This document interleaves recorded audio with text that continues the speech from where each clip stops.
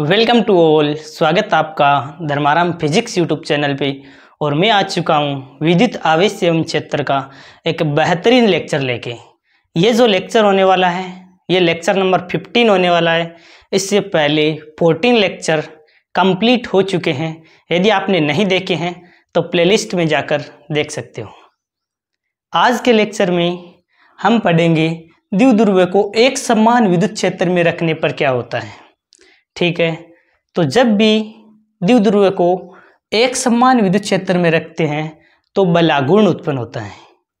Complete जो derivation है उसको हम समझेंगे, इसीलिए कंप्लीट वीडियो को देखें। और हमारा जो टारगेट है फिजिक्स में 100 आउट ऑफ 100 लाने का, उसी को ध्यान में रखते हुए बिना टाइम वेस्ट किए स्टार्ट करता हूं मैं आज की क्लास को। तो सबसे पहले एक समान विद्युत क्षेत्र की बात की जा रही है, तो एक समान विद्युत क्षेत्र बनाते हैं।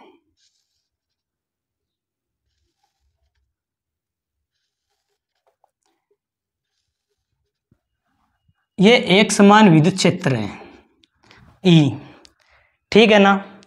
अब इस एक समान विद्युत क्षेत्र में हम एक द्विध्रुव को रखते हैं, ठीक है। जैसे ये द्विध्रुव है जिस पर -q आवेश +q आवेश है और 12 इनके मध्य की दूरी है। इस द्विध्रुव को हम उठाकर और इस एक समान विद्युत क्षेत्र में थीटा कोण पर रखेंगे, कुछ इस प्रकार। ये इस प्रकार है, इसे उठाकर और इस विद्युत क्षेत्र ई में थीटा कोण पर रखते हैं, ठीक है ना। तो देखिए कुछ इस प्रकार, ये -q आवेश हो जाएगा, ये +q आवेश हो जाएगा, 12 इनके मध्य की दूरी है, ठीक है। और थीटा कोण पर हमने इस द्विध्रुव को रख दिया। तो क्या होता है कि +q पर जो बल है वह विद्युत क्षेत्र की दिशा में बल लगेगा। और कितना लगेगा? QE, ठीक है ना। QE बल विद्युत क्षेत्र की दिशा में लगेगा। और -q पर बल है वह विद्युत क्षेत्र की विपरीत दिशा में लगेगा, कुछ इस प्रकार। QE बल समान लगेगा, प्लस आवेश है इस पर बल विद्युत क्षेत्र की दिशा में लगेगा QE बल, और जो -q आवेश है इस पर बल विद्युत क्षेत्र की विपरीत दिशा में लगेगा QE बल, ठीक है। अब देखो, इसी को हम सबसे पहले थ्योरी लिखते हैं। थ्योरी में क्या लिखेंगे? तो चित्रानुसार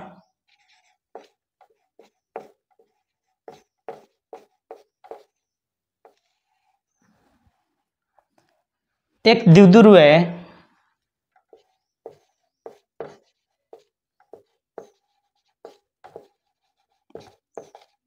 जिस पर आवेश +-q है और उनके मध्य की दूरी 12 है। इस द्विध्रुव को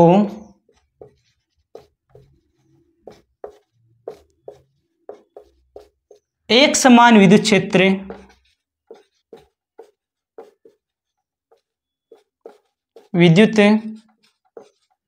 क्षेत्र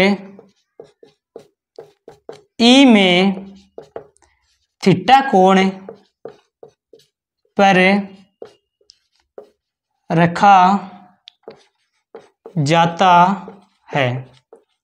तो क्या होता है कि मैंने आपको बताया था कि इस पर जो बल है, धनावेश पर बल विद्युत क्षेत्र की दिशा में लगेगा QE बल, ठीक है। ऋणावेश पर जो बल है विद्युत क्षेत्र की दिशा है उसके विपरीत दिशा में लगेगा QE बल। अब क्या है कि जो द्विध्रुव है उस पर बल समान लग रहा है, ये भी दिशा में भी QE बल लग रहा है, विपरीत दिशा में भी QE बल लग रहा है। इसका मतलब है कि इस पर जो नेट बल है, नेट बल शून्य होगा। कैसे? जैसे कोई भी बॉक्स रखा है, बॉक्स पर आमने सामने समान बल लगाते हैं तो बॉक्स गति नहीं करता है। इसका मतलब है जब बॉक्स ने गति नहीं की तो बॉक्स पर लगाया गया बल क्या होता है?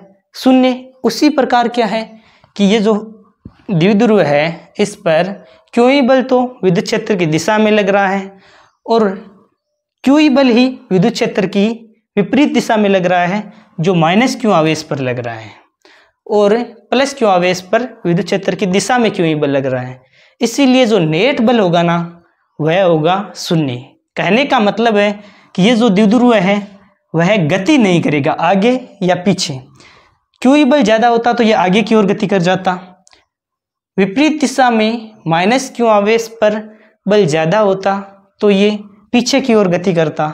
लेकिन दिशा में विद्युत क्षेत्र के और विपरीत दिशा में बल समान है, इसीलिए ये द्विध्रुव गति तो नहीं करेगा, लेकिन क्या होता है कि इस पर एक इस साइड बल लगा रहे हो, एक इस साइड बल लगा रहे हो, तो क्या होता है कि ये द्विध्रुव इस प्रकार बलागुण उत्पन्न कर देगा। ठीक है ना, समझ में आया?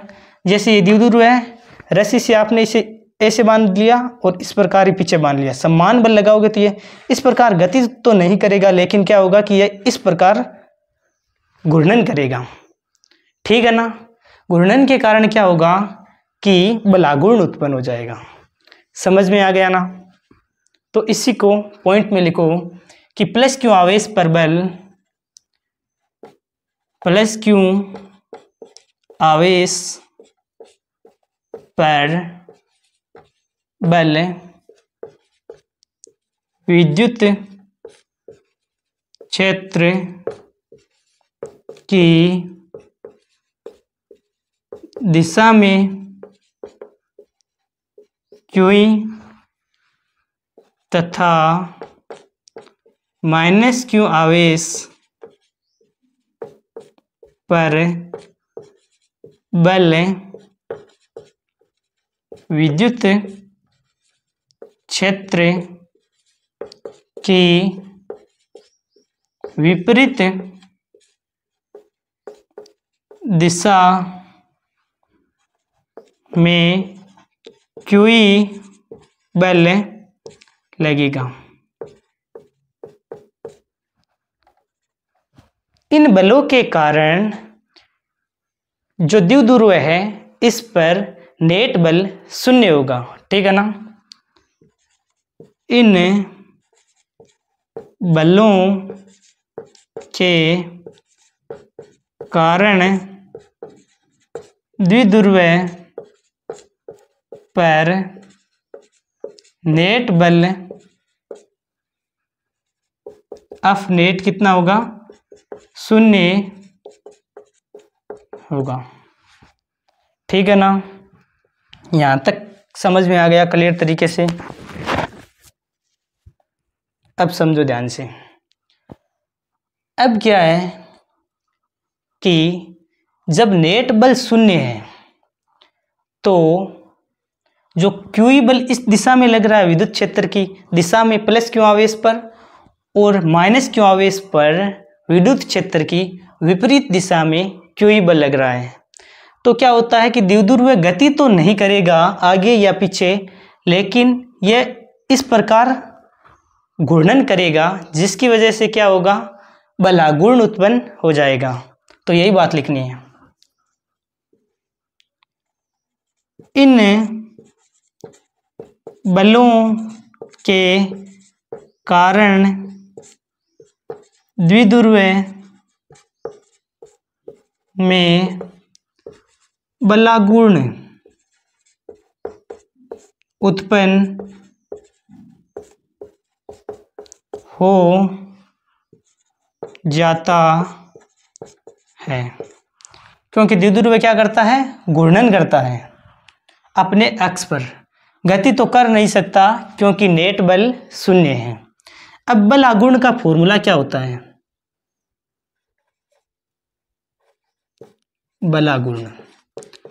बलागुण का फॉर्मूला होता है बल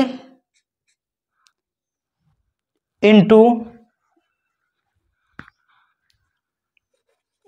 बल इंटू घूर्णन अक्ष से लंबवत दूरी, ठीक है ना। घूर्णन अक्ष से लंबवत दूरी, ठीक है ना। तो बल क्या है, बल तो चाहे ये बल ले लो या ये बल ले लो, क्यू ई बल है, तो बल हो जाएगा आपका क्यू ई। लेकिन बात आती है कि घूर्णन अक्ष से लंबवत दूरी कैसे निकालेंगे। तो देखिए, ये दूरी तो लंबवत है नहीं, लंबवत दूरी निकालने के लिए हमें कुछ इस प्रकार, ये होगी लंबवत दूरी। तो ये लंबवत दूरी निकालने के लिए हमें साइन थीटा लेना होगा। कैसे, देखिए बिंदु दे दो, ए बिंदु, बी बिंदु और सी बिंदु। यहाँ पर कोण थीटा है तो यहाँ पर भी थीटा ही होगा, ठीक है। समझ में आया, जो कोण यहाँ पर है वही कोण यहाँ पर होने वाला है, क्योंकि द्विध्रुव है वह थीटा कोण पर रखा गया है इस विद्युत क्षेत्र ई में। अब जब आप साइन थीटा का मान निकालोगे तो साइन थीटा का मान किस प्रकार निकलेगा, sine theta is equal to होता है लंब बटा कर्ण। अब देखिए ये ट्राइंगल बन रहा है, कौन सा ट्राइंगल है, देखिए ये हो गया लंब जो आपको निकालना है, ये 12 दूरी, ठीक है, ए बी और सी, यहाँ पर थीटा कोण है। Sine theta is equal to क्या होता है, लंब बटा कर्ण। तो लंब बी सी आपको निकालना है, बटा कर्ण है 12, ठीक है। तो B C is equal to क्या हो जाएगा, बी सी इक्वल टू हो जाएगा 12 साइन थीटा।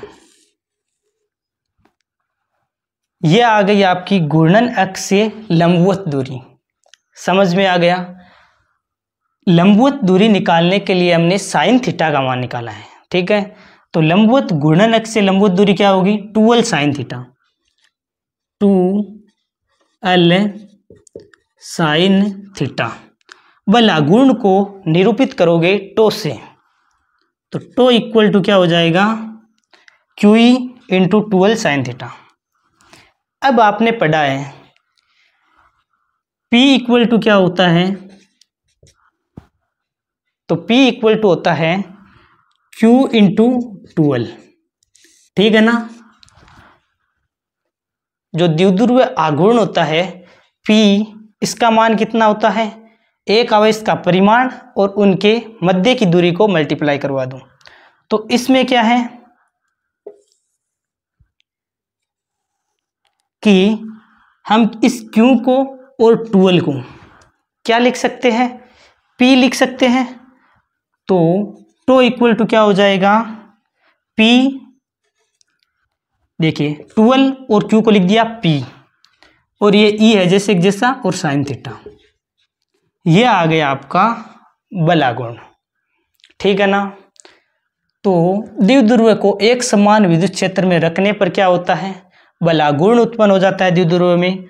और यदि आपको बल आघूर्ण पूछे तो बल इंटू घूर्णन अक्ष से लंबवत दूरी कर देना, फिर मान रख दिया, तो हमारा बल आघूर्ण का मान आया है P साइन थीटा, ठीक है। यहाँ तक क्लियर हुआ आपको, यहाँ तक क्लियर हो गया तो आगे समझाता हूँ इनका सदिश रूप।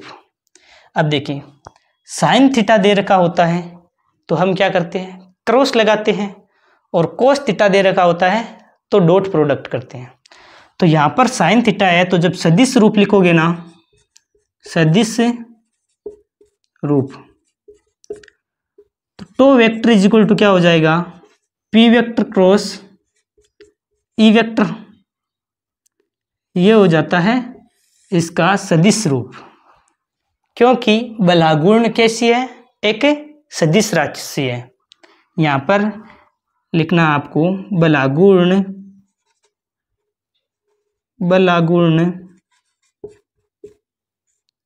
एक सदिश राशि है, सदिश राशि होती है, ठीक है ना। अब क्या है कि ये जो बल आघूर्ण आपने निकाला है ये मैक्सिमम कब होगा?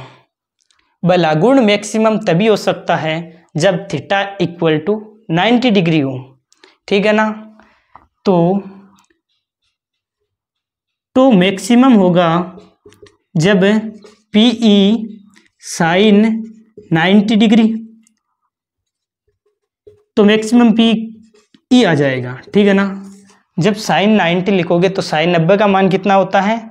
साइन 90 का मान होता है 1, और तो मैक्सिमम आ जाएगा कितना? पीई। यहाँ तक समझ में आ गया? थीटा 90 डिग्री का मतलब क्या है कि ये जो द्विध्रुव है यह विद्युत क्षेत्र में ये इस प्रकार लंबवत रखा हुआ है। जब थीटा 90 डिग्री रखा होता है तो जो बल आघूर्ण है वह मैक्सिमम होता है, क्योंकि थीटा 90 डिग्री होता है तो जो द्विध्रुव है वह विद्युत क्षेत्र के लंबवत रखा होता है। यहाँ पर पॉइंट लिख लेना, द्विध्रुव विद्युत क्षेत्र ई में लंबवत रखा होगा तो बल आघूर्ण टो मैक्सिमम होगा, ठीक है ना।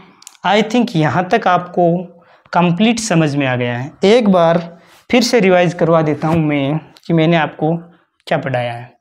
द्विध्रुव को एक समान विद्युत क्षेत्र में रखने पर क्या होता है? तो सबसे पहले हमने एक समान विद्युत क्षेत्र बना दिया, ठीक है। उसमें द्विध्रुव है, उस द्विध्रुव को इस प्रकार उठाया और थीटा कोण पर रख दिया। जैसे ही इसे थीटा कोण पर रखोगे तो विद्युत क्षेत्र के कारण इस पर बल लगेगा। जो प्लस क्यू आवेश है इस पर बल विद्युत क्षेत्र की दिशा में, और जो माइनस क्यू आवेश है इस पर बल विद्युत क्षेत्र की विपरीत दिशा में। अब जो बल है वह QE समान बल लग रहा है। QE कहाँ से आया? तो F is equal to QE आपने पढ़ा होगा कैसे? विद्युत क्षेत्र E is equal to F बटा Q होता है, एकांक धनावेश पर लगने वाला बल। तो F इक्वल टू QE हो जाएगा, ठीक है ना। जब समान बल विपरीत दिशा में लगेगा तो ये द्विध्रुव गति तो नहीं करेगा आगे पीछे, लेकिन कुछ इस प्रकार है, इस पर दो दिशा में बल लग रहा है, एक इस साइड और एक इस साइड, तो ये कुछ इस प्रकार घूर्णन करेगा जिसके कारण बल आघूर्ण उत्पन्न होगा, ठीक है ना। तो बल आघूर्ण का फॉर्मूला क्या हो जाएगा? बल आघूर्ण का फॉर्मूला होता है बल इंटू घूर्णन अक्ष से लंबवत दूरी। तो बल तो हमारे पास QE था ही, लेकिन घूर्णन अक्ष से लंबवत दूरी नहीं थी। तो घूर्णन अक्ष से लंबवत दूरी निकालने के लिए सबसे पहले यहाँ से लंबवत दूरी निकाले, यानी कि लंब डाला, फिर ये जो पॉइंट है माइनस क्यू आवेश इसको आगे बढ़ाया। तो अब क्या होगी? घूर्णन अक्ष से लंबवत दूरी आ जाएगी। अब लंबवत दूरी निकालने के लिए हमने निकाला sine theta. Sine theta is equal to लंब बटा करण होता है। लंब भी तो चाहिए हमें, लंब और करण हो गया 12, जिससे लंब आ गया आपका 12 साइन थीटा। BC की जगह मान रख दिया 12 साइन थीटा। अब P जो द्विध्रुव आघूर्ण है इसका फॉर्मूला होता है 12 इंटू Q। तो 12 और Q को P लिख दिया, तो बल आघूर्ण आ गया PE साइन थीटा। अब आता है इसका सदिश रूप। सदिश रूप लिखोगे तो साइन थीटा है तो क्रॉस लगा दो, कोस थीटा होता है डॉट लगा देते हैं, इसीलिए क्रॉस लगा दिया। अब आता है कि बल आघूर्ण है वह अधिकतम कब होगा? जब theta is equal to 90 degree होगा तो बल आघूर्ण क्या होगा? अधिकतम होगा, ठीक है ना। तो टो मैक्सिमम होगा जब थीटा इक्वल टू 90 डिग्री होगा। अब क्या है? अब हम देखेंगे कि जो द्विध्रुव है उसकी साम्यावस्था, ठीक है ना। यहाँ तक आपने नोट कर लिया होगा, तो आगे लिखते हैं। बल आघूर्ण लगता है इस द्विध्रुव पर तो इसकी साम्य अवस्था क्या होती है और साम्य अवस्था कब आएगी, थीटा का मान क्या होगा, ये सब अब लिखेंगे हम।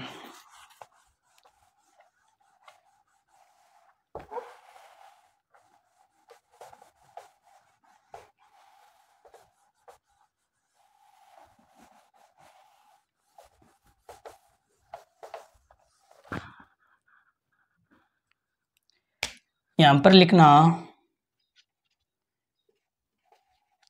द्विध्रुव की साम्यावस्था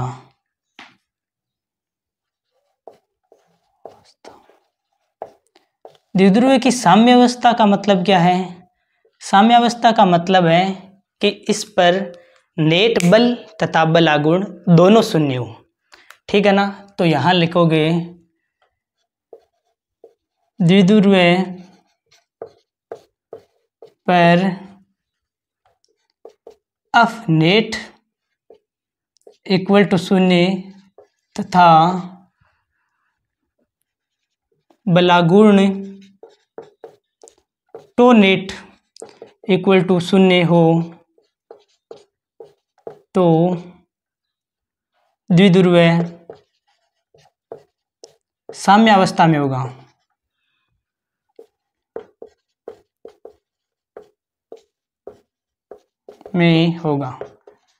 अब क्या है कि जो साम्यावस्था है वही दो प्रकार की होगी। कौन कौन सी? एक होगी स्थायी साम्यावस्था और दूसरी होगी अस्थायी साम्यावस्था, ठीक है ना। तो यहाँ पर क्या लिखोगे आप? सबसे पहले लिखोगे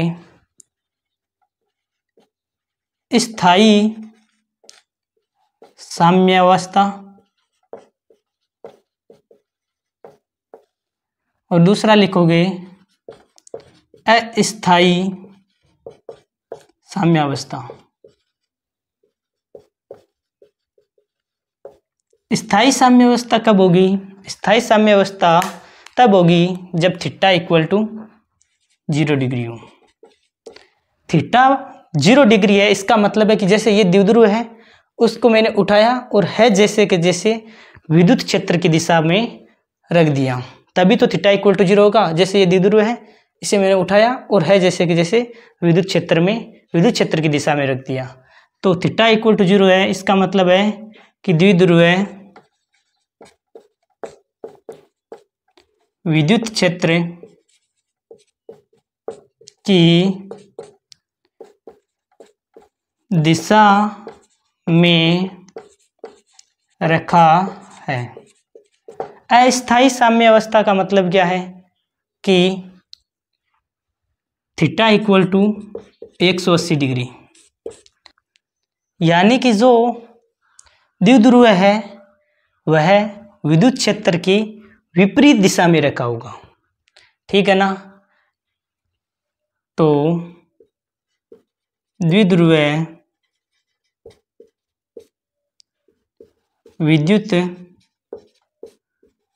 क्षेत्र की विपरीत दिशा में रखा हो, ठीक है ना। कैसे? जब द्विध्रुव था हमने सीधा का सीधा विद्युत क्षेत्र की दिशा में रख दिया 0 डिग्री पर, तो वो स्थायी अवस्था होगी, स्थायी साम्यावस्था होगी, यानी कि द्विध्रुव उस अवस्था में रहना चाहता है। द्विध्रुव इसी पोजीशन में रहना चाहता है। ये इस प्रकार हमने थीटा कोण पर रखा था, फिर भी ये इस प्रकार आ रहा था, और जैसे हमने इसे उठाकर 0 डिग्री पर है जैसे कि जैसे रख दिया तो ये स्थायी साम्यावस्था हो गई, यानी कि द्विध्रुव इस पोजीशन से चेंज नहीं होना चाहता। अस्थायी साम्यावस्था का मतलब है जब द्विध्रुव को 180 डिग्री पर रखा जाता है, यानी कि द्विध्रुव को उठाया, पहले 0 डिग्री था, फिर इस प्रकार 45 डिग्री हुआ, फिर 90 डिग्री हुआ, फिर इस प्रकार पूरा विपरीत, यानी कि 180 डिग्री पर रख दिया। तो क्या होता है, द्विध्रुव को थोड़ा सा इधर से जोर लगाते हैं, ये फिर से इस साइड आ जाएगा, यानी कि उसकी ये अस्थायी साम्य अवस्था होती है। द्विध्रुव इस अवस्था में रहना नहीं चाहता, द्विध्रुव साम्य अवस्था में ही रहना चाहता है। ठीक है ना। आई थिंक आपने कंप्लीट क्लास को समझा होगा। एक दो बार वीडियो को फिर से देखना जिससे कंप्लीट कंसेप्ट क्लियर हो जाएंगे। Thank you very much, for a nice day to all of you. Thank you very बच्चों। यदि वीडियो पसंद आया तो वीडियो को लाइक, चैनल को सब्सक्राइब करें। Thank you.